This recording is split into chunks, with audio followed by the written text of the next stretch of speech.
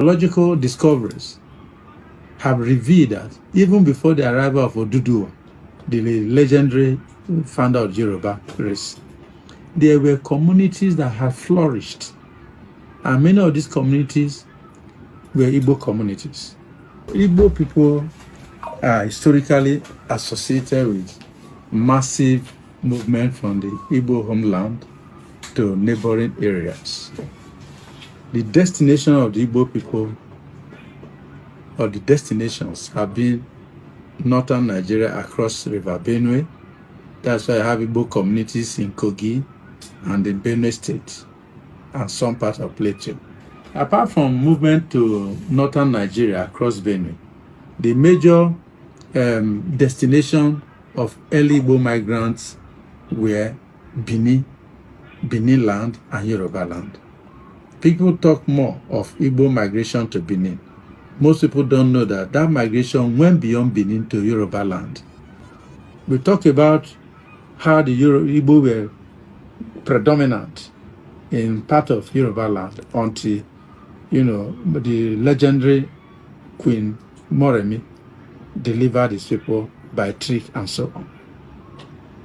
Then on Benin proper, it's always said that those West Niger Igbo communities from between Benin and River Niger were Benin settlers or migrants from Benin. The truth is that early in their history, because of the fact that they didn't have enough land and they have rapid population growth in Igbo land, they could not move into the Atlantic to stay. And because central Nigeria had empires like Igala Kingdom that could, obstruct movement of Igbo into Ikala land, the only outlet for the Igbo people was Benin land. So majority of them moved there and settled there, became prominent. Some became chiefs, recognized by the Benin monarchy. But because of their audaciousness and the aggressive nature of the Igbo, ready to take advantage of situations, enterprising too, they ran into conflict with the ruling class. And so, over time, starting from the 16th century, they began to return to Igbo land. Not all of them crossed the River Niger back to their original source. Only Onitsha was founded by such returnees. Majority of the returnees established communities between Abudu and Asaba. These were not Benin people. So those who say that West Niger Igbo people were Benin people simply because they came from Benin, they don't have the full historical knowledge.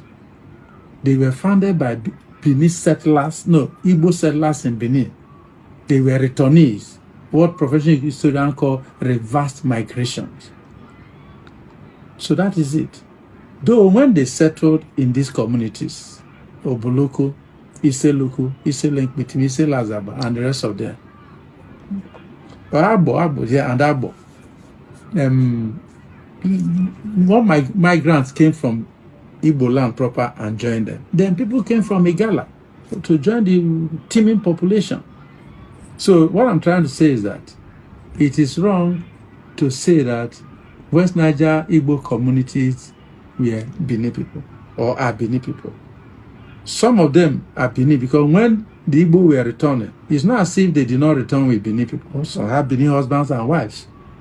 So no community in West Niger Igbo is ethnologically or ethnically homogeneous, because every community is actually founded by the first set of arrivals and later swelled up by later waves of migrants. That has been the experience of West Niger Igbo area. So the Igbo people who are in West Niger Igbo land claiming they are not Igbo people, they don't know their history, and the Civil War has contributed to that. After the war, there was stigma attached to being an Igbo person, and there was persecution of the Igbo, which has continued. So people, because they want to be secure, to have security in Nigeria, they begin to drop the Igbo name, as has happened in Rivers State. they begin to claim that they're Bini or Igala, whereas they are Igbo people, right from creation. No, many of the towns and communities in River State, they just remove the first name that makes it Igbo, so it sounds differently. If you are Wike and you remove N, you become Wike. For example, I'm not referring to the governor, but I can give you an example. All those communities in River State, like Inquere, like Andoni, they are all Igbo communities. Port Harcourt was established by Igbo people.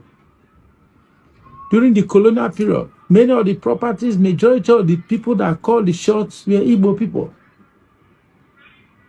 But today, it's not the situation, because the war forced Igbo people back to Igbo land proper, and their properties, they were abandoned. Well, it becomes worse when you talk of Biafra, but you cannot separate Igbo and Biafra. Igbo is the nationality. Biafra represents the struggle for self-determination.